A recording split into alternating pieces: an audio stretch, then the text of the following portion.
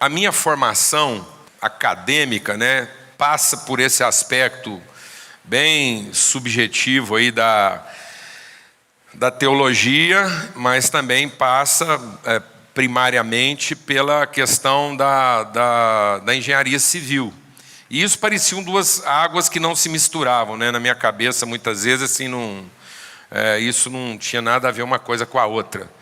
E porque ficava parecendo que a engenharia é uma coisa mais cartesiana, de métodos e práticas, e a teologia um pouco mais filosófica. E, na verdade, depois eu fui entendendo, na minha vivência de engenharia, eu tinha uma matéria lá que eu não gostava, e eram 2 períodos. Então, eu tinha Fundações 1, um período, e Fundações 2, 2 períodos. Como eu não gostava da matéria, eu bombei Fundações 1, tive que fazer de novo.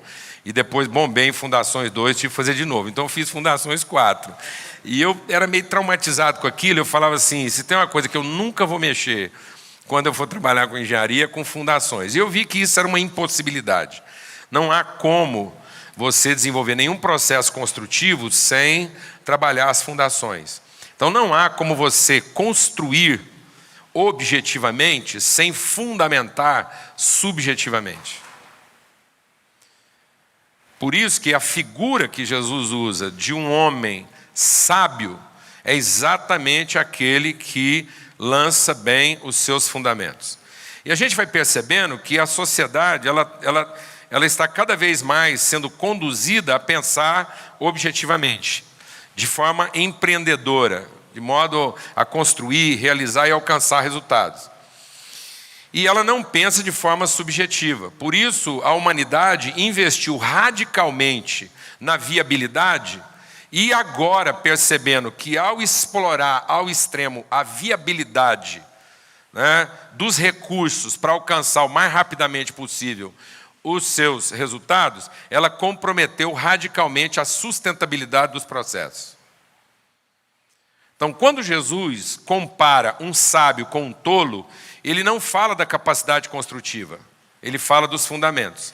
Então ele diz que tanto o sábio quanto o tolo são capazes de construir. E do ponto de vista construtivo, o tolo não tem nada a ver com o débil, não tem nada a ver com o incapaz. O tolo é o esperto. Então, muitas vezes, o tolo é o inteligente. Então, quando Jesus está falando do tolo, ele não está falando do estulto. Ele está falando do sagaz, aquele que, na sua inteligência, ele quer economizar nos processos para alcançar mais rapidamente o resultado. Alguém está entendendo o que eu estou falando aqui? Então, muitas vezes, nós fracassamos, não porque a gente está fazendo a coisa errada, mas porque nós fizemos a coisa certa pelo motivo errado. Então, o certo pelo certo nos afasta mais rapidamente de Deus do que o errado. Então, muitas vezes as coisas fracassam porque estava dando certo. Então, hoje, a igreja não enfrenta o seu errado. O grande desafio para a igreja hoje, cumprir o propósito de Deus, não é o que está de errado na igreja. É a compreensão equivocada do seu certo. Porque nós dogmatizamos o certo. E nós achamos que basta fazer a coisa certa porque nós estamos fazendo a coisa certa. Então, um prédio que deu certo, mas que está mal fundamentado, ele vai produzir a sua autodestruição. Então vamos supor que eu pudesse construir um prédio de 10 andares, mas eu gastei tempo para fundamentar ele para 3. Eu quis economizar nos fundamentos, que é uma esperteza. Porque do ponto de vista comercial, presta atenção, do ponto de vista comercial, a grande sacada é construir sobre a areia. Então é inteligente construir sobre a areia para quem está pensando comercialmente, para quem está pensando em alcançar um resultado. Porque ao construir sobre a areia vai te custar menos, vai levar menos tempo e você vai entregar um produto perecível, que consequentemente alimenta o processo comercial. Está claro isso ou não? Então, velocidade, desempenho, capacidade é inteligente, mas não é necessariamente sábio. Então, do ponto de vista da capacidade construtiva, tanto o sábio quanto o tolo foram capazes de construir. Só que o processo do sábio é um processo mais oneroso, mais lento e mais desgastante. Então, muitas vezes, na nossa esperteza, nós não queremos passar pelo desgaste, nós queremos chegar logo no resultado. Eu estou compartilhando isso porque há uma tendência da gente pensar na forma de resultado. Daqui a pouco a gente vai entender por quê. Então, a palavra de Deus não é para nos ensinar práticas. A palavra de Deus é para fundamentar processos. Então, do ponto de vista, aquilo que a gente vai compartilhar aqui hoje, a gente vai perceber que mexe em todos os conceitos que nós vamos formando. Eu não vim aqui para estar com vocês para pregar uma mensagem. Então, às vezes você está esperando assim, que hora que esse cara vai começar a pregar a mensagem. Eu não vim pregar uma mensagem, eu vim testemunhar com vocês uma vivência. Amém? Então eu estou testemunhando aqui de uma relação com a palavra e a forma como essa relação com a palavra tem transformado a nossa consciência. Então, eu vim compartilhar com vocês sobre uma transformação de consciência e não compartilhar sobre a adoção de metodologias e práticas que podem produzir um resultado positivo. Então, não vim falar de resultado, nem de metodologias e nem pregar uma mensagem que garanta para você boas práticas. Porque Paulo diz que o propósito do Evangelho, ele é uma arma poderosa na desconstrução das fortalezas que estão no nosso entendimento. Então nós não vamos experimentar a vontade de Deus, nós não vamos saber qual é a verdadeira vontade de Deus, a não ser que aquilo que são as referências equivocadas que estão no nosso entendimento sejam destruídas pela autoridade da palavra. Então nós temos que trabalhar no entendimento. A palavra de Deus diz que rogo-vos, pois, que apresenteis os vossos corpos por sacrifício vivo, santo e agradável a Deus. Então a nossa relação com Deus tem que começar por um sacrifício da minha maneira natural de pensar. E eu tenho que admitir que o nosso pensamento, a nossa forma de construir o pensamento, ou de estabelecer propósitos e metas, está comprometido por uma maneira humana e natural de pensar. Então, às vezes eu pego a Bíblia e quero discernir a Bíblia pensando humanamente. Essa é a tentação do diabo. Então, muitas vezes nós temos motivos humanos para ler a palavra de Deus e não motivos espirituais para ler a palavra de Deus.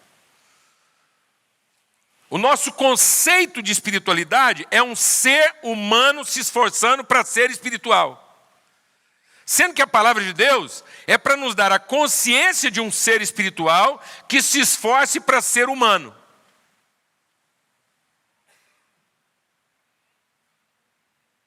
Amém, amado? Então a espiritualidade não é um esforço humano para ser espiritual. Não é um ser humano se esforçando para ser espiritual. Espiritualidade é um ser espiritual se esforçando para ser humano. Então nós temos aí um conflito de pensamento, porque nós temos Deus querendo ser homem e o homem querendo ser Deus. Amém? Então por isso a palavra de Deus diz que eu tenho que ser confrontado na maneira, eu tenho que sacrificar isso, para que eu seja transformado no meu entendimento. Para que então nós possamos experimentar qual é a perfeita, boa e agradável vontade de Deus. Então, a palavra de Deus, o Espírito Santo toma da palavra de Deus e vai, primeiro, destruindo no nosso entendimento o que? Sofismas. E o que são sofismas? Sofismas não são pensamentos errados. Sofismas são pensamentos que têm forma de coisa certa, mas que têm natureza corrompida. Então, o sofisma, ele é uma coisa que na sua aparência está correto, mas na sua natureza está corrompido. Amém, irmãos? Eu estou compartilhando com os irmãos aqui, se em algum momento alguém quiser levantar a mão, parar e falar assim, volta. Amém? Você fica à vontade. Eu não estou com pressa aqui de compartilhar tudo, tem para compartilhar essa noite. É preferível aprender bem pouca coisa do que mal muita coisa. Amém? Então você tem liberdade, isso aqui é uma reunião de família, para a gente compartilhar a mesma vivência. Então, abra a sua Bíblia lá em Romanos no capítulo 8, que é o texto que a gente vai ler aqui essa noite.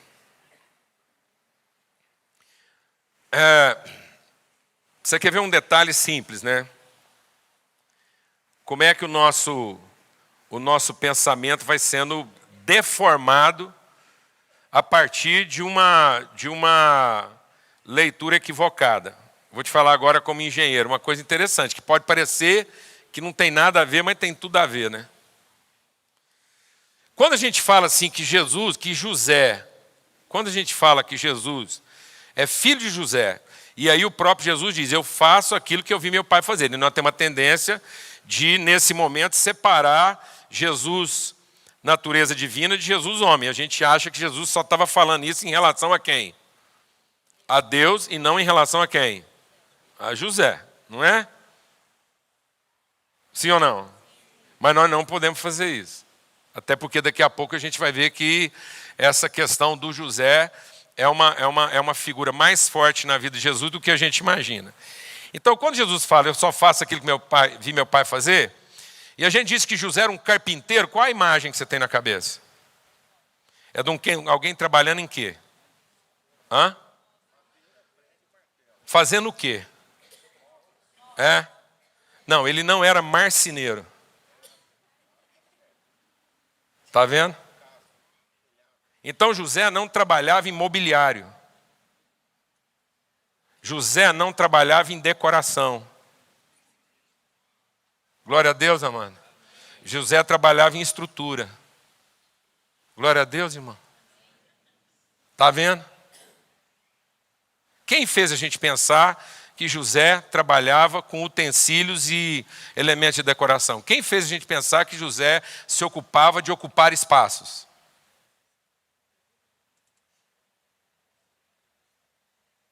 Está vendo? Pode parecer um detalhe, não é?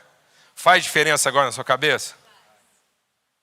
Então Jesus convivia com o pai dele num ambiente construtivo e não decorativo. Nada contra a decoração. José não era marceneiro.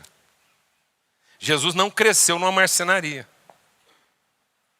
Jesus cresceu em ambientes de carpintaria, construção. Por isso que ele vai falar, o sábio construtor. Não adianta você estruturar bem se isso não estiver bem o quê? Fundamentado. Isso é um detalhe que não é detalhe, porque nós temos a ideia de um Jesus ocupado com o que na nossa vida? Com a estruturação da nossa vida ou com a decoração dela? Fala a verdade, irmão. Vamos começar um trabalho aqui de quebrantamento e confissão. Você quer Jesus como decorador da sua casa ou como estruturador da sua vida? Agora, né? Agora. Porque até então nós estamos ocupando Jesus com o quê? Com a decoração.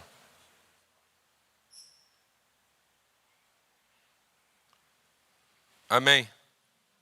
Então aqui em Romanos 8 diz assim, agora, pois, já nenhuma condenação há para os que estão em Cristo Jesus. Porque a lei do Espírito da vida em Cristo Jesus te livrou da lei do pecado e da morte. Porquanto que fora impossível a lei, no que estava enferma pela carne, e isso fez Deus enviando o seu próprio Filho, em semelhança de carne pecaminosa, e no tocante ao pecado, com efeito, condenou Deus na carne o pecado, a fim de que o preceito da lei se cumprisse em nós, que não andamos segundo a carne, mas andamos segundo o Espírito. Porque os que se inclinam para a carne, cogitam das coisas da carne, mas os que se inclinam para o Espírito, das coisas do Espírito. Porque o pendor da carne dá para a morte, mas o pendor do espírito para a vida e paz. Por isso, o pendor da carne é inimizade contra Deus, pois não está sujeito à lei de Deus, nem mesmo pode ser. Portanto, os que estão na carne não podem agradar a Deus. Não é estão proibidos, não é que não conseguem, não podem. Isso não é uma proibição e nem uma incapacidade. É uma impossibilidade. É impossível agradar a Deus, e agradar no sentido de se harmonizar com aquilo que é a vontade eterna de Deus. Enquanto nossas motivações emanam não da nossa consciência transformada pela relação com Deus, na sua palavra e no seu espírito, mas emanam do nosso ventre, dos nossos apetites, da satisfação dos nossos desejos. A palavra de Deus diz que o inimigo cegou o nosso entendimento para que não nos resplandeça a luz do Evangelho, e na medida que nosso entendimento ficou cego, nós fizemos do nosso Deus o nosso ventre. Então Deus não habita nosso entendimento, Deus habita nosso estômago. Nós não estamos buscando em Deus consciência, nós estamos buscando em Deus satisfação. Nós não nos reunimos para conhecer a sua vontade, nós nos reunimos para desfrutar o seu poder.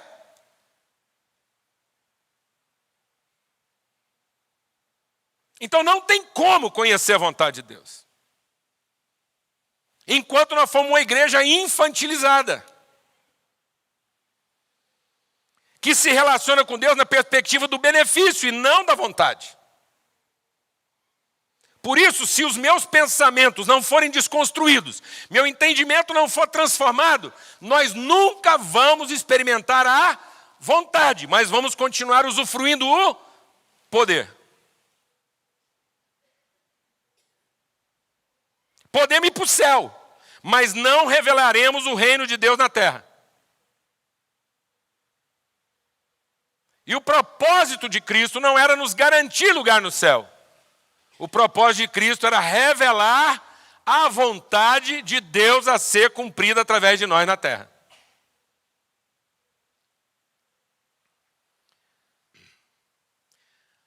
O nosso pecado não foi rejeitar o céu. O nosso pecado foi rejeitar o plano de Deus para a nossa vida na terra. Tanto que mesmo em pecado, o homem continuou desejando Deus no céu.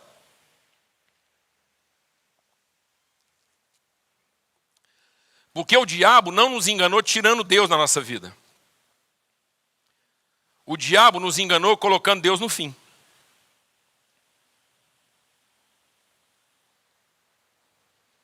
De modo que Deus agora se tornou a pior de todas as nossas intenções. E o menor de todos os nossos compromissos.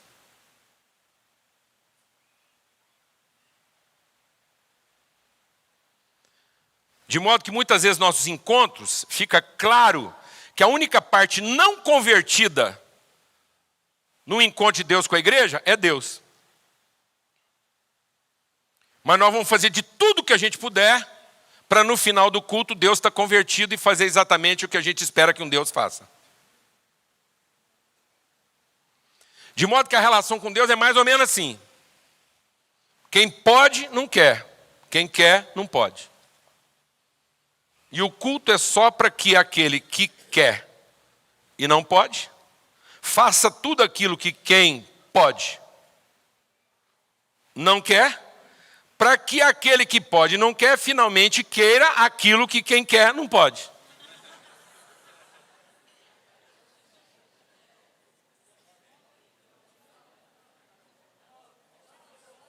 Amém? Mas não é isso? A gente quer, mas não pode. Deus pode, mas parece que não quer. Então nós vamos cantar muito, vamos dar muito dízimo, vamos rezar muito, vamos para os montes, vamos jejuar, vamos fazer tudo. Para quê? Para converter o poder ao querer. De modo que finalmente quem pode e não quer, faça tudo aquilo que quem quer não pode. De modo que o poder é dele e a vontade é nossa. Sim ou não, amados? Então a motivação vem de onde? Do ventre. É simples. Basta perguntar para cada um de nós qual foi a última vez que você começou um dia em oração, perguntando para Deus: e aí, Deus, o que o Senhor está precisando hoje?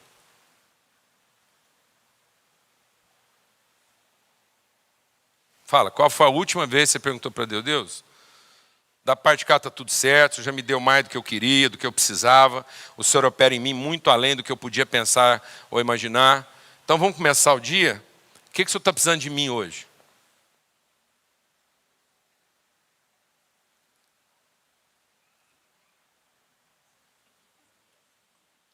Então Deus não tem filhos adultos. Deus já começa o dia tendo que se ocupar de quem? Das crianças dele.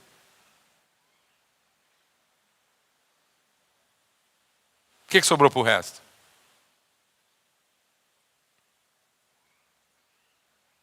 O que sobrou para o resto?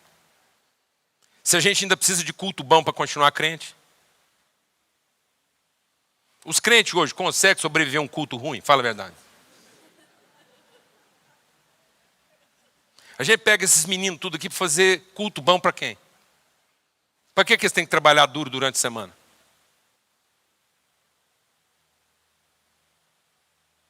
Para produzir culto bom para quem podia viver com qualquer coisa.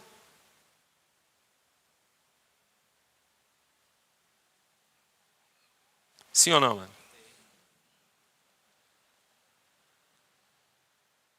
Então nós podíamos ficar aqui com os que não sabem fazer direito e liberar os que já sabem fazer direito para trabalhar para os outros. Glória a Deus, mano. Amém, irmãos? Amém, irmãos? Glória a Deus. A gente ficava com os pregadores ruins e liberava os pregadores bons para quem está precisando. Glória a Deus, mano. Posso ouvir um amém? Aleluia. Porque aqui nós já estamos tudo maduros, a gente come qualquer coisa. E se não tiver ninguém para arrumar comida para nós, a gente mesmo vai lá na geladeira e prepara uma boia. Glória a Deus, amado. Posso ouvir um amém, irmão? Amém. Aleluia. Olha que culto pentecostal. Está todo mundo animado.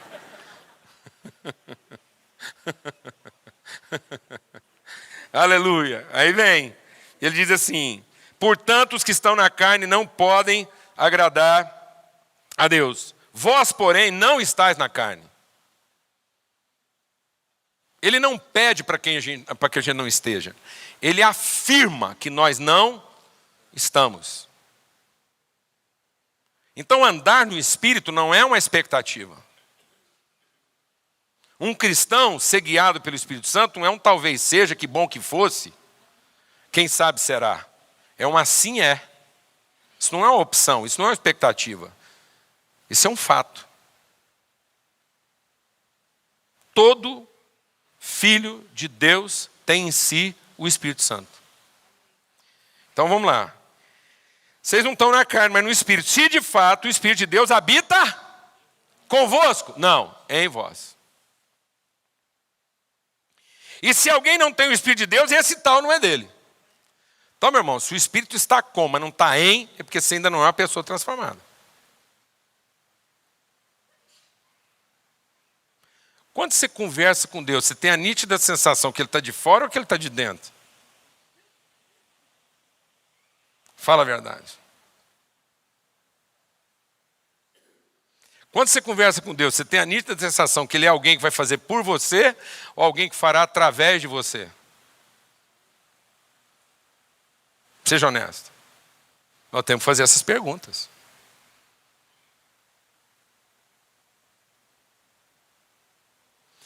Quando você ouve assim, enchei-vos do Espírito, você pensa num Espírito que está do lado de fora e vai encher você, ou você pensa num Espírito que está dentro de você e vai enchendo até transbordar? Seja honesto. Seja honesto.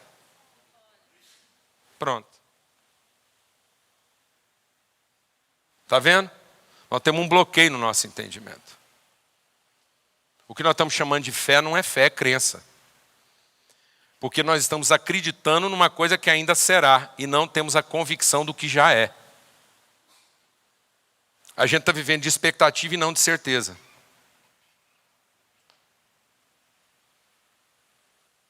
Amém, amados? E aí ele diz assim: se porém o Cristo está em vocês, o corpo, na verdade, está morto por causa do pecado, mas o espírito é vida por causa da justiça. Se habita em vós o espírito daquele que ressuscitou Jesus dos mortos, esse mesmo que ressuscitou a Cristo dentre os mortos, vivificará também o vosso corpo mortal, por meio do seu espírito que em nós habita. Então ele está dizendo aqui que nós vamos viver a mesma experiência, nós vamos ter a mesma relação com Deus que Jesus. Então Jesus, que era o unigênito, passa a ser agora o primogênito. Jesus, que era de uma gênese única, passa a ser agora o primeiro de uma genética compartilhada. Então, o mesmo poder que gerou na carne um ser espiritual, um ser que comunga a natureza de Deus, é o mesmo poder, o mesmo Espírito que está agora operando na nossa carne, um Filho de Deus. De modo que a minha natureza é espiritual. Minha consciência espiritual. O que determina o meu entendimento é a minha natureza espiritual e não a minha natureza humana. Assim, pois, irmãos, somos devedores não à carne, como se constrangidos a viver segundo a carne. Não é o nosso esforço, não é a nossa capacidade, não é o que nós fazemos. Porque se viveres segundo a carne, caminhais para a morte. Mas se pelo Espírito modificardes os feitos do corpo, certamente vivereis. Pois todos os que são guiados pelo Espírito de Deus são filhos de Deus, porque não recebeste espírito de escravidão para viverdes outra vez aterrorizados, mas recebeste o espírito de adoção, baseado no qual clamamos Abba Pai. E o próprio Espírito testifica com o nosso espírito que nós somos filhos de Deus. Se somos filhos, somos também herdeiros, herdeiros de Deus e co-herdeiros com Cristo. E se com ele sofremos, também com ele seremos glorificados. Amém. Então, qual é a vontade eterna de Deus? Às vezes as pessoas falam assim: Paulo Júnior, eu não sei qual que é a vontade de Deus para a minha vida. A vontade de Deus para todos os seus filhos é uma. É uma. Deus tem uma vontade eterna. E a vontade eterna de Deus era formar uma família de filhos. Essa continua sendo a vontade de Deus. A vontade de Deus era revelar e encher a criação com a manifestação da sua glória através da sua família, dos seus filhos. Então, a vontade eterna de Deus não era ser reconhecido no seu poder. A vontade eterna de Deus era ser conhecido na sua natureza. Então, Deus não fez tudo para manifestar seu poder. Deus fez todas as coisas para revelar, comungar e compartilhar sua natureza. E aí é que começa um pouco a nossa dificuldade de entendimento. Porque nós fomos levados para uma outra plataforma de pensamento. Porque a matriz de toda a criação é familiar. Deus fez todas as coisas para dentro da criação colocar a sua família e ter uma relação. Então Deus não está produzindo uma imagem, Deus está gerando uma semelhança. Então o propósito de Deus não era produzir uma imagem do seu poder, mas o propósito de Deus era gerar uma relação. Então, quando a palavra de Deus diz que façamos o homem a nossa imagem conforme a nossa semelhança, e a primeira coisa identificada por Deus no homem, que não combina com ele, é que esse homem está o quê? Só.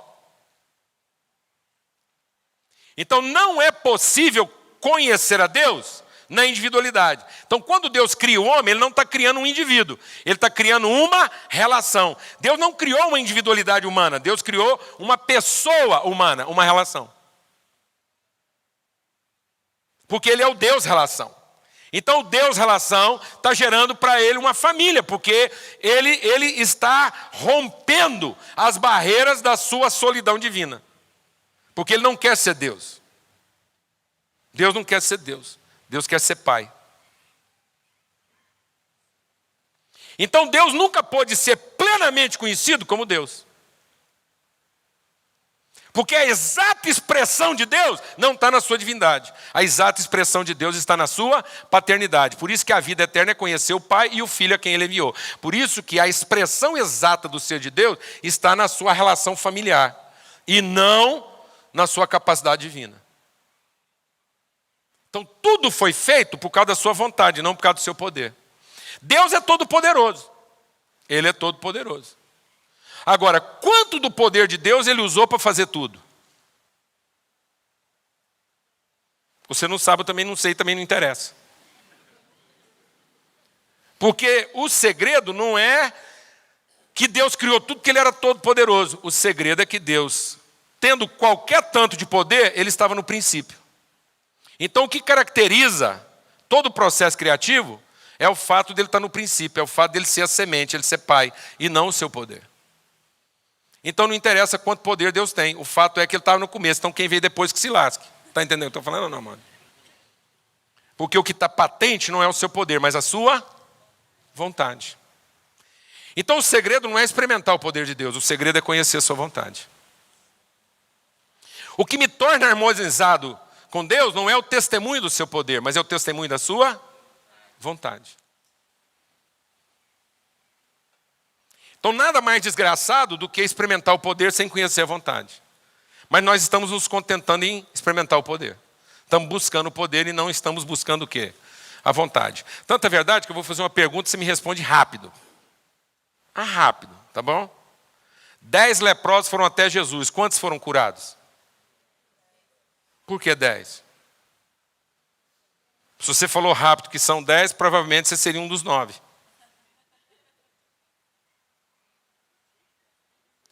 10 foram sarados, 1 foi curado. Porque ser sadio não quer dizer que você é curado. Glória a Deus, irmão.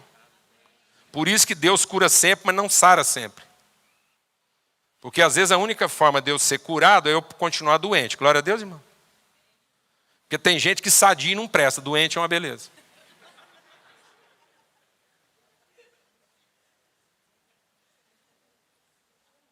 Então a melhor maneira de Deus curar o cara é mantê-lo doente, amém? Tem mulher aí pedindo para o marido dela ficar doente para ver se ele... Alguém está entendendo o que eu estou falando ou não? Então, a matriz, nós não vamos entender a vontade de Deus se a gente continuar pensando fora da matriz familiar. A gente vai trabalhar conceitos e esses conceitos vão ter um significado totalmente diferente na nossa vida, porque nossa matriz não é familiar, é institucional. Então, quando eu falo de servir a Deus servindo ao mundo, o verbo servir pode ter um significado totalmente diferente se a matriz for institucional e não o quê? Familiar. Quem nos arrastou da matriz familiar, e isso é um arrasto mesmo, é um movimento de arrasto. Quem removeu nossas raízes de um pensamento familiar para um pensamento institucional? Satanás. Porque foi ele que nos fez pensar institucionalmente. Porque foi pensando institucionalmente que Lúcifer virou Satanás. Porque ele pensava serviço como um empregado em busca de remuneração. Então, o Lúcifer só virou Lúcifer, deixa Deus ministrar o seu coração. O Lúcifer virou Lúcifer não porque ele fez uma coisa errada. Por isso, o Lúcifer não vai tentar você a fazer uma coisa errada.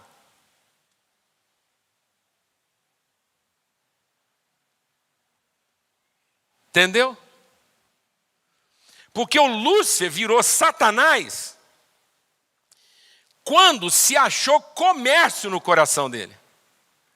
O Lúcifer virou Satanás quando ele pensou que ele podia tirar proveito da coisa certa.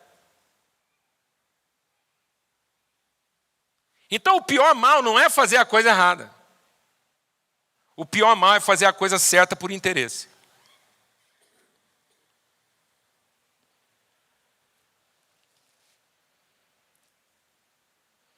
O pior mal não é o serviço.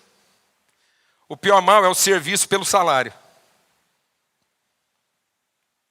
pela recompensa. Então, ele nos tenta, tanto é, deixa Deus ministrar o seu coração. Isso compromete, inclusive, nosso conceito de salvação. Porque a gente pensa que Jesus é o salvador de quem? Do indivíduo. E Jesus não é o salvador do indivíduo. Cristo é o salvador da relação. Então a oferta de Cristo não foi para salvar a individualidade. A oferta de Cristo foi para salvar a relação. Por isso que só é fé. A fé que é voltada para a relação. Se a fé não pretende a relação, não é fé, é crença. E a gente continua achando que Jesus vai salvar quem? Nós? Não. A gente acha que Jesus vai salvar quem?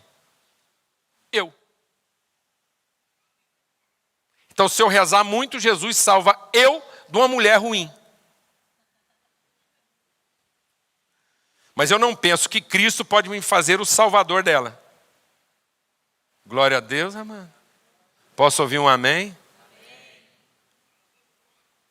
Então nós queremos uma relação individualizada com Jesus, mas não queremos uma relação comum com Cristo. A nossa fé, ela foi, quando a fé sai da plataforma familiar e vai para a plataforma institucional, ela deixa de ser fé. E ela passa a ser o quê? Crença. Então a fé não é para gerar um crente ciente e garantido no seu direito. A fé é para gerar um justo que está disposto a sacrificar o seu direito em favor da relação. Glória a Deus, amado. Então a fé não é para que eu receba o que eu não tenho. A fé não é para que eu tenha o direito de possuir aquilo que ainda não é meu. A fé é para que eu tenha a consciência e o compromisso e a responsabilidade de sacrificar o que eu recebi em favor da relação. Então a fé não é a expectativa do que eu vou receber. A fé é a certeza do que eu já recebi. E o que eu recebi não tinha o endereço da individualidade. Tinha o endereço do quê? Da relação. Era para a família, não era para o indivíduo. Glória a Deus, amado. Por isso que tudo que não vem de fé é pecado. Orar por interesse é pecado. Cantar por interesse é pecado. Ofertar por interesse é pecado. E tudo que eu fizer, certo ou errado, é pecado se não for movido de quê? De fé. Se for movido da crença que Deus é abençoador ou que Deus tem compromisso com a individualidade. Deus não tem compromisso com a individualidade. Deus tem compromisso com a relação. Por isso que não há expressão de Deus onde há um. Mas só há expressão de Deus onde há 2 ou 3.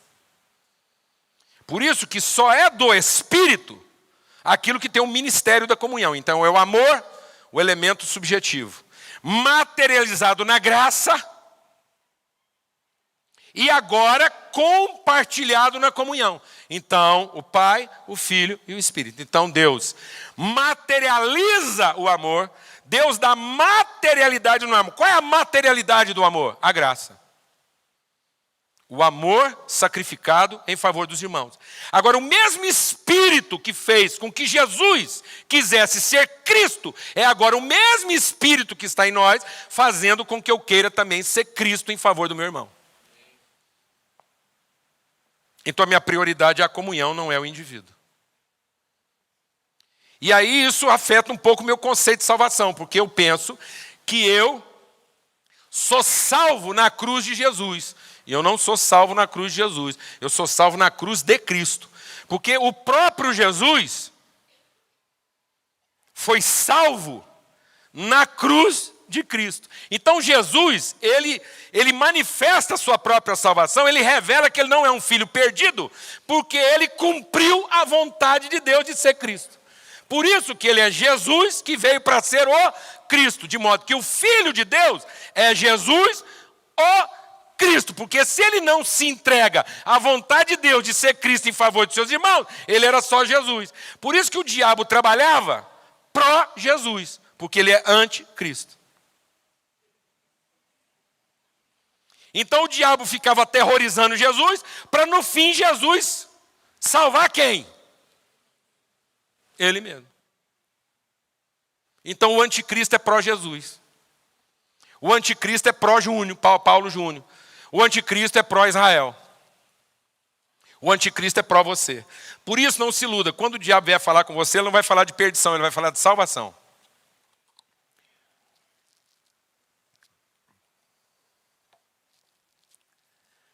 Por que que o homem se prostitui? Porque quando o cara está diante de uma prostituta, o diabo está pregando para ele que a prostituta pode ser a salvação dele.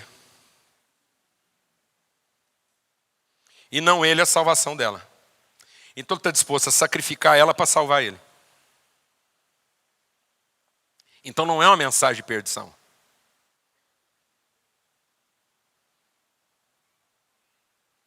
É uma mensagem de salvação. De modo que o certo dele prevalece sobre o bem dela.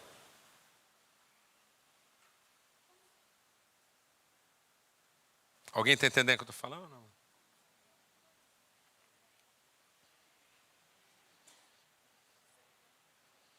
Amém, irmãos? Então, santidade não é a forma como eu sacrifico os outros para salvar a mim. Santidade não é como eu privo os outros de mim. Santidade é a forma como eu me sacrifico para salvar os outros. Santidade não é a forma como eu sacrifico as relações para que eu veja Deus. Santidade é a forma como eu sacrifico meus próprios privilégios com Deus para que Deus seja visto através de mim.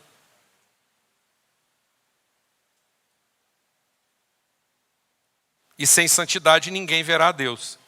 Então a santidade está no desejo de cada um de nós querer ser o quê? Cristo. Então Jesus é o nosso Salvador porque ele se torna o Cristo. Então na medida que ele se torna o Cristo, ele apresenta para nós o caminho da salvação. Mas eu prefiro pensar a salvação naquele sacrifício que também o sangue derramado perdoou os meus pecados. Também.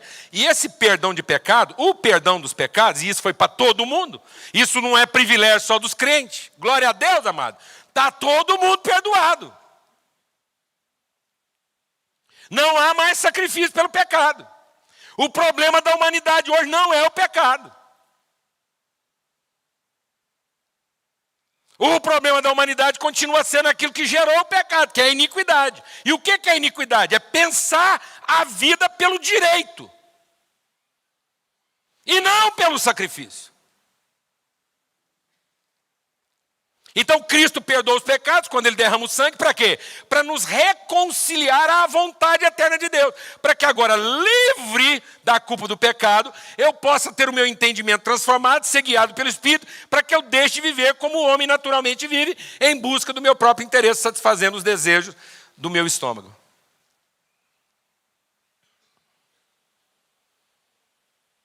Porque agora Deus não é a minha pior ambição, mas é a minha única referência. Eu quero viver como um filho de Deus vive. Então agora a salvação de Jesus não é um fetiche, não é um elemento, não é um pau de bater em doido, não é um crucifixo que eu fico aí tentando desmonizar tudo. A cruz é uma referência de entendimento, de pensamento, ela pauta a minha compreensão da vida. Então a cruz não é para que eu me proteja. A cruz é para que eu me desproteja com segurança. Glória a Deus, amado. A cruz não é para eu pensar que Deus está me protegendo. Deus não protege os crentes, pelo contrário.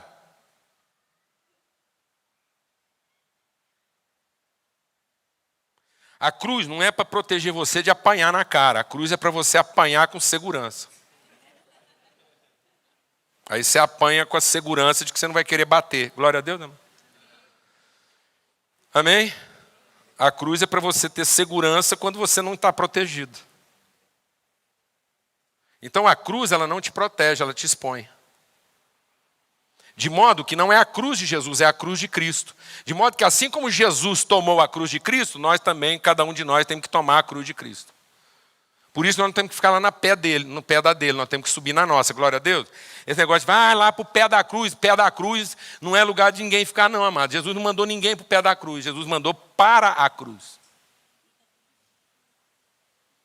Então a salvação não está no pé da cruz, a salvação está na cruz. Na consciência de Cristo, de querer ser Cristo. Porque todos os filhos de Deus são o quê? Todos os filhos de Deus chamam como?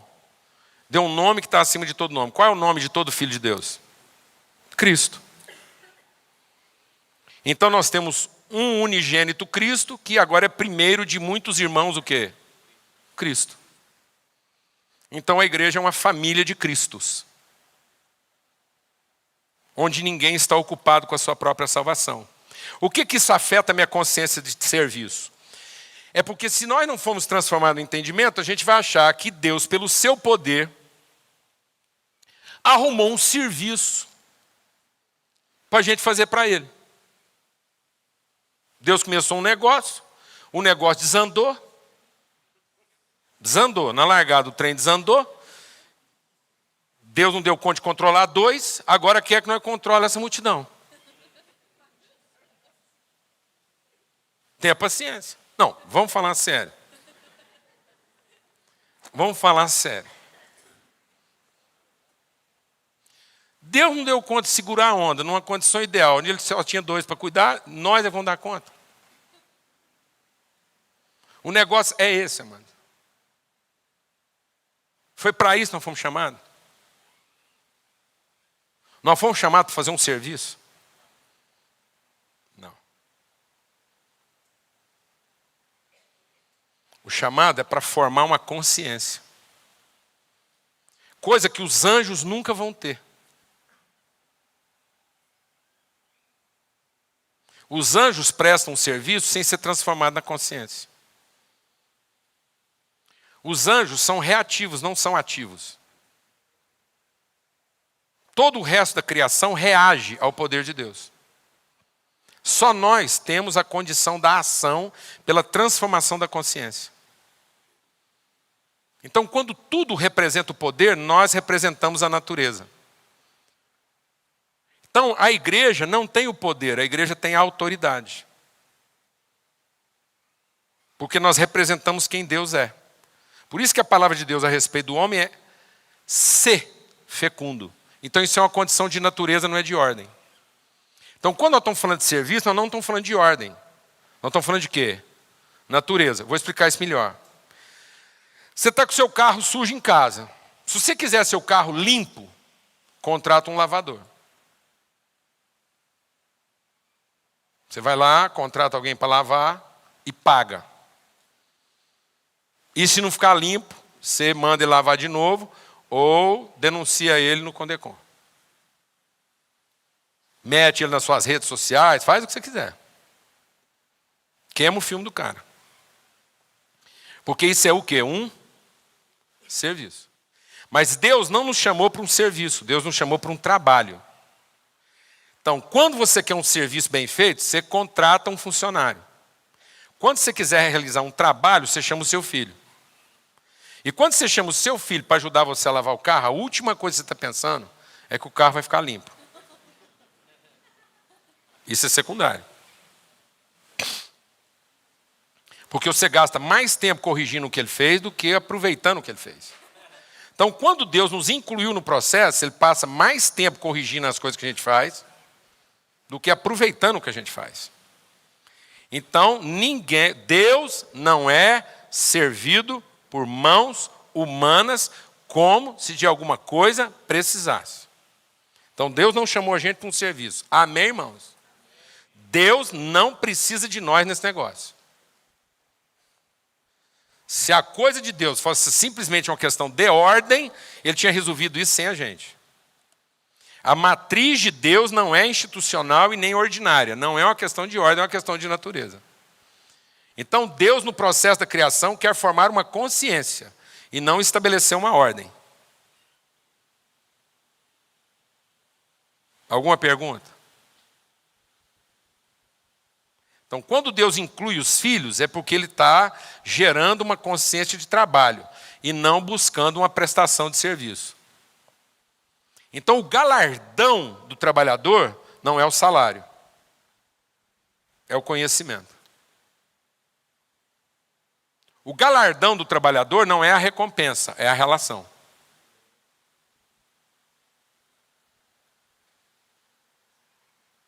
Amém, irmãos? Então, por isso que não há como servir à vontade de Deus sem servir à relação. Qual que é o nosso problema hoje? Nosso problema hoje é que a gente ainda, pensando que a coisa é serviço, a gente ainda evangeliza muçulmano, a gente evangeliza macumbeiro, a gente evangeliza prostituta, a gente quer evangelizar LGBT ou sei lá o quê. A gente fica pensando que o nosso processo de evangelismo é para mudar as práticas e não para transformar a consciência. Isso mudaria radicalmente na nossa vida se eu entendesse que eu não estou evangelizando uma prostituta. Eu estou buscando uma irmã. Faz diferença?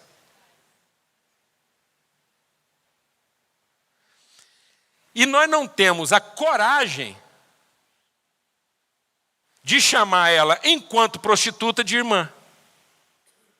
Porque nós impomos a ela a obrigação de só ter o direito de ser chamada de irmã quando ela se enquadra dos nossos padrões. Então são as obras dela que vão alterar a nossa convicção, e não a nossa convicção alterar as obras dela. Então nós pregamos um evangelho de fé e vivemos um evangelho de obras.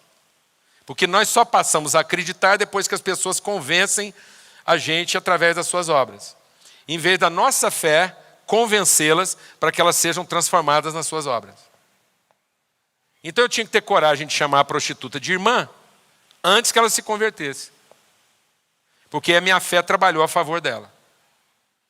Mas quando eu espero que ela se converta para chamá-la, então é a fé dela que trabalhou a meu favor.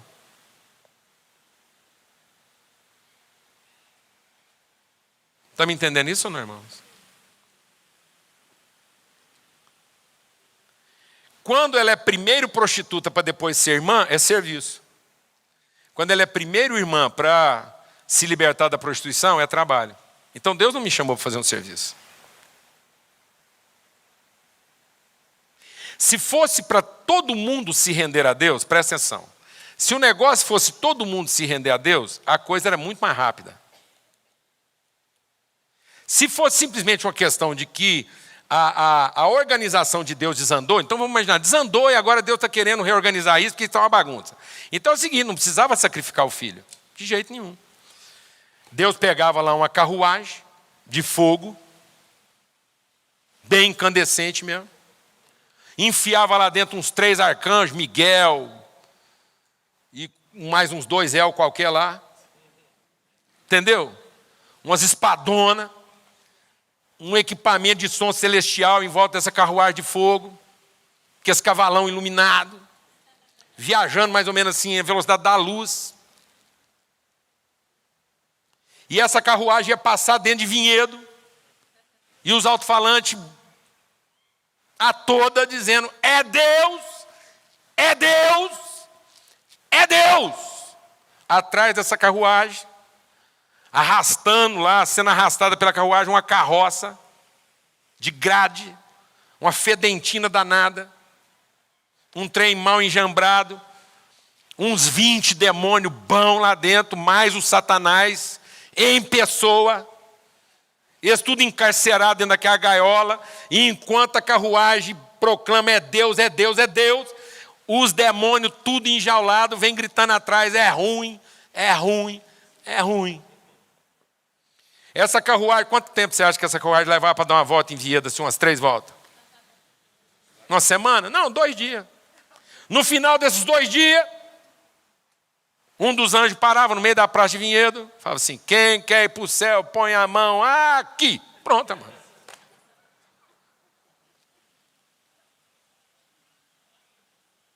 Está resolvido. Você acha que o diabo prega perdição? todas as pregações do diabo para Jesus foram de perdição? Não, foram todas mensagens de quê? Salvação. O diabo só aparecia para Jesus para pregar o quê? E qual é o verbo que melhor encarna a natureza do anticristo? Poupa-te. Salva-te. Enquanto a gente estiver prestando um serviço para resolver o nosso problema, nós não estamos realizando um trabalho. Nós estamos mudando uma situação sem transformar uma consciência. Nós estamos gerando funcionários. E nós estamos voltando a um espírito de quê? De servidão. E nós não recebemos mais espírito de servidão. Nós recebemos espírito de quê? Adoção. É a consciência de uma paternidade. É a consciência de uma família. E não de um projeto de resultado. Então Deus está mais interessado na consciência do processo do que em garantir o resultado. O resultado já está garantido. É a família. Ele está formando a família. Amém, amados? Isso não vai mudar. Então todo esse processo trabalhoso é para transformar nosso o quê? Consciência de Deus e um do outro. É para que a gente tenha comunhão com Deus e uns com os outros. Então nós somos feitos um pouco menores do que os anjos. Então não é o nosso poder, é a nossa autoridade. Por isso que a vontade de Deus em Cristo vai se revelando na medida em que Ele abre mão do seu poder. Então quanto mais Jesus abre mão do seu poder, mais fica patente a sua autoridade. E a igreja hoje trabalha na direção inversa, achando que o Espírito é para dar poder e não autoridade. Então o Espírito é para testificar que nós somos filhos. E é nós. E nós não é um conjunto de vários eus.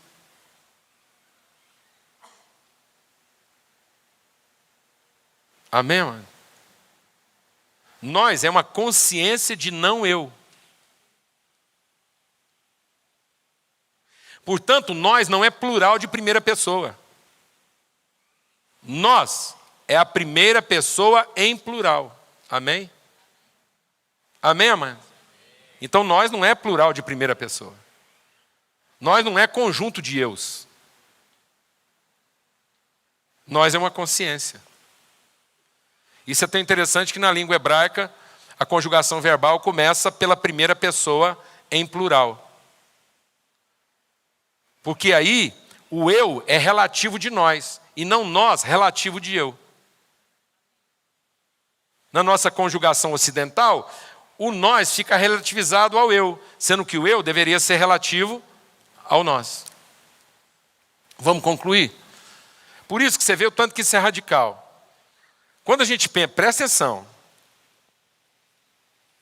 Vamos concluir. O que é ser movido pelo Espírito? O que é ser uma igreja espiritual? O que é o trabalho? O que é servir a Deus? O que era a vontade eterna de Deus? Então Deus fez todas as coisas como?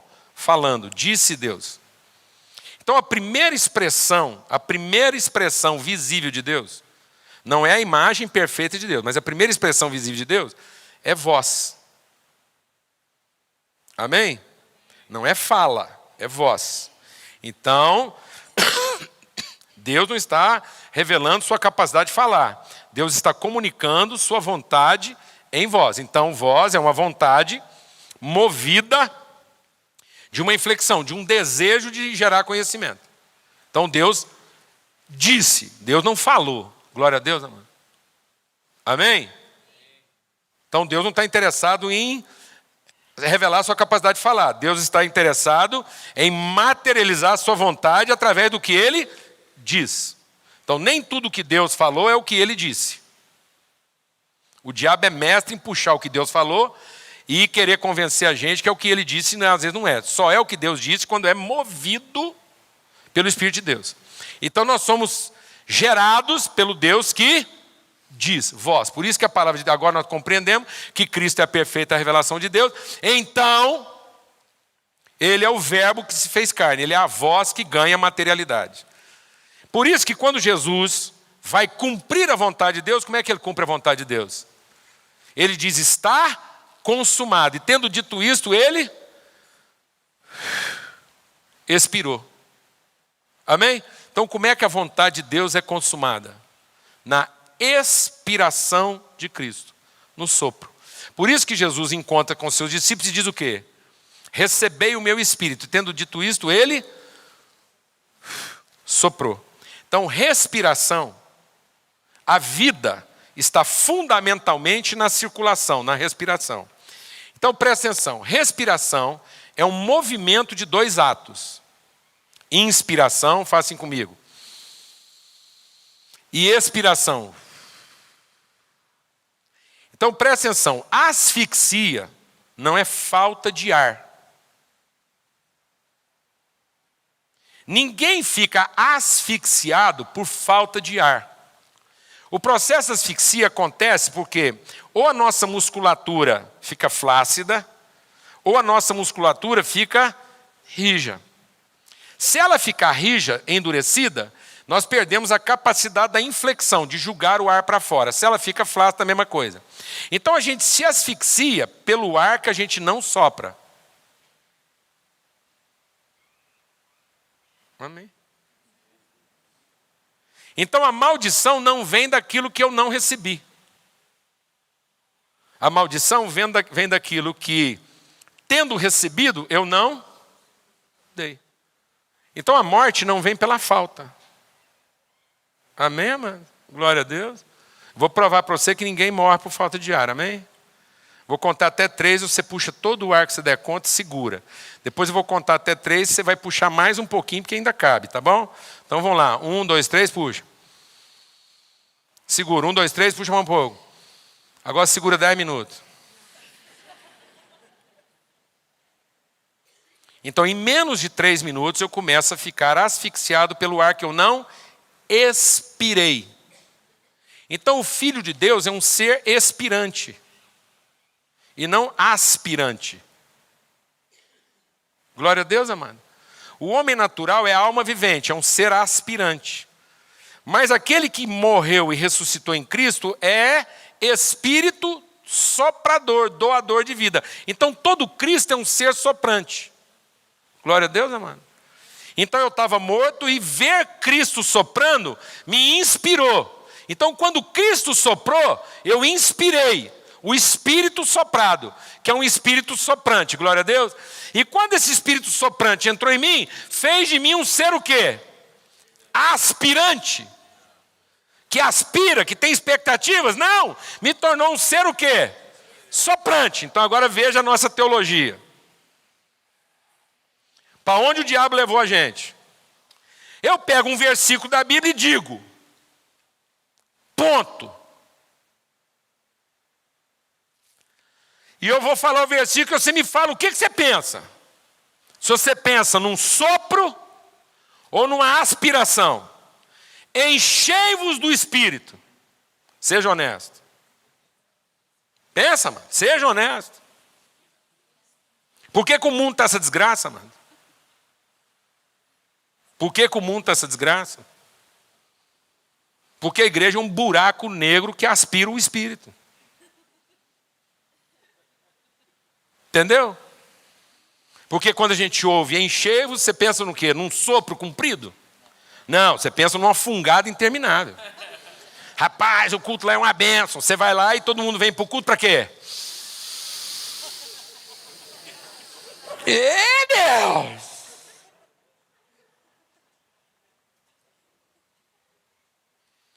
É uma reunião de vampira, mano. Dá.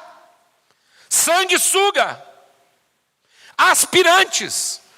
Pessoas que só têm expectativas e não convicções.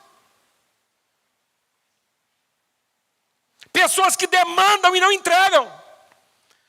Pessoas que todo serviço que elas prestam é pensando na recompensa. Até no serviço que elas prestam a Deus e aos outros. Agora segue o versículo. Enchei-vos do Espírito como? Faz assim comigo. Pode fazer, amado, sem vergonha. Falando. Então não era encha-te. Era enchei-vos. Isso é tão desgraçado que a gente pega um dos versículos mais clássicos para falar de conversão, que é Romanos 10, e diz o quê? A palavra da salvação está está junto de ti, na tua boca e no teu coração. Se em teu coração creres e com a tua boca confessares, serás salvo, porque com o coração se crê para a justiça e com a boca se faz confissão para a salvação. E aí nós transformamos isso num rito desgraçado de perdição. Porque nós pregamos o evangelho e falamos para o cara que ele tem que confessar para salvar quem? Então aquilo que era para ser um testemunho de fé passa a ser o quê? Um evangelho de obras, porque agora a confissão dele não é para salvar o próximo. É para salvar quem? Ele mesmo. Então ele já é um natimorto. Sendo que com o coração ele crê numa salvação concedida. E a confissão é porque agora ele é um salvo. E um salvo não fala para salvar quem? Então o primeiro sinal de salvação é que eu estou falando para salvar quem? O próximo. O seguinte. Então o meu primeiro sinal de conversão é o meu amor por quem? É um serviço a quem? Ao meu irmão, que não tem o conhecimento que eu agora já tenho. Glória a Deus, amado. Vamos ter uma palavra de oração.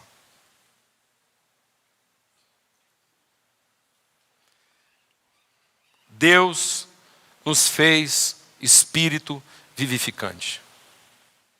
Nós não somos alma vivente. Nós não nos relacionamos com Deus pela nossa sobrevivência. Nós nos relacionamos com Deus para cumprir a sua vontade. Nós queremos conhecer a sua vontade. Eu quero clamar a Deus para que ao voltar para casa, hoje, amanhã e depois de amanhã e todos os dias, cada um de nós se levante e antes de pedir qualquer coisa para Deus, a gente possa dizer, e aí, Pai? O que é que o Senhor precisa de mim hoje? Com quem o Senhor precisa de mim hoje? Onde o Senhor precisa de mim hoje? O Senhor já me deu tudo. O Senhor já me deu muito mais do que eu podia pedir ou pensar. O Senhor fez de mim alguém que eu não merecia ser. Onde o Senhor precisa de mim? A quem o Senhor quer que eu vá? Onde o Senhor quer que eu esteja? O que é que o Senhor quer que eu faça? Onde o Senhor está precisando de mim? O que eu posso entregar para alguém como expressão de tudo que o Senhor já entregou para mim?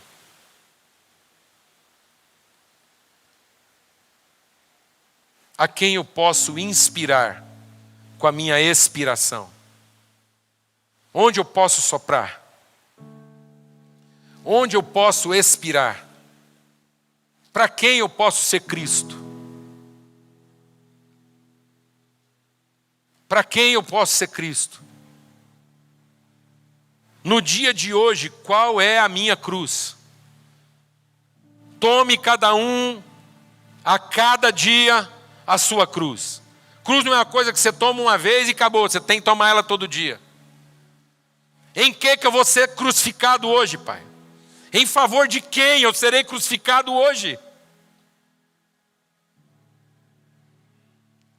Em favor de qual dos meus irmãos que ainda não te conhecem, eu serei sacrificado hoje?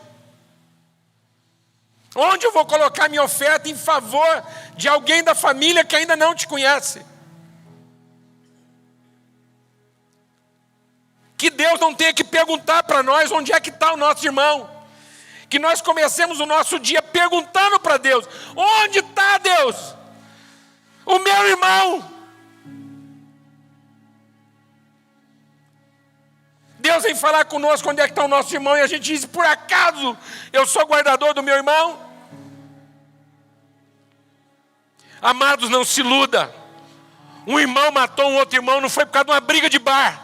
O primeiro assassinato não foi por causa de uma briga de bar. O primeiro assassinato não foi por causa de mulher, não foi por causa de dívida de dinheiro. O primeiro assassinato foi por causa de um culto. Foi para ter o direito e a garantia que o meu culto tem que ser aceito por Deus, que eu matei o meu irmão.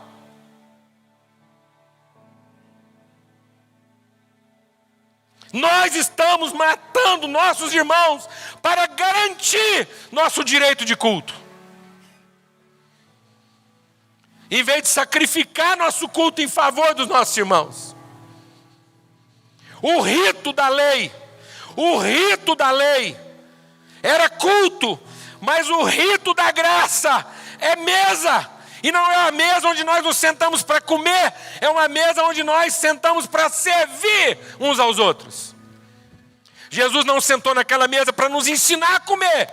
Jesus sentou naquela mesa para nos ensinar a servir antes de comer. Onde está o meu irmão? Não espere Deus te perguntar isso. Deus de misericórdia. Nós somos uma família, nós não somos outra coisa.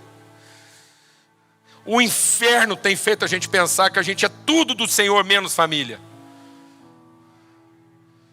A igreja é a família de Deus. Somos os teus filhos, servimos uns aos outros. E nós não vamos descansar enquanto a gente não vê reunido todos os nossos irmãos. Todos os nossos irmãos. Deus, nós clamamos que o Senhor abra os nossos olhos para que nós vejamos o nosso irmão. Porque aquele que ainda não vê seu irmão na sua necessidade e tendo condição de repartir com ele os seus bens e nega essa possibilidade, está mentindo quando diz que conhece a Deus. Nós não podemos dizer que conhecemos a Deus enquanto nós não compartilhamos nossas virtudes e bênçãos com os nossos irmãos. A fé não é para que você tenha o direito e a garantia de que vai receber. A fé é para que você tenha certeza que no momento certo você não vai ter dúvidas de repartir, de sacrificar. A fé é para que você não tenha medo de sacrificar. Senhor Deus de misericórdia, o que o Senhor está precisando de nós? O que o Senhor precisa de nós?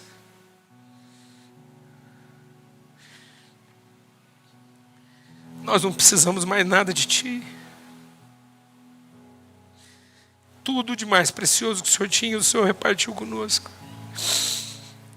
Pelas Tuas misericórdias, revela ao nosso coração o que o Senhor está precisando de nós. Em nome de Jesus. Pelo sangue do Cordeiro. Pelo sangue do Cordeiro, Senhor. Amém.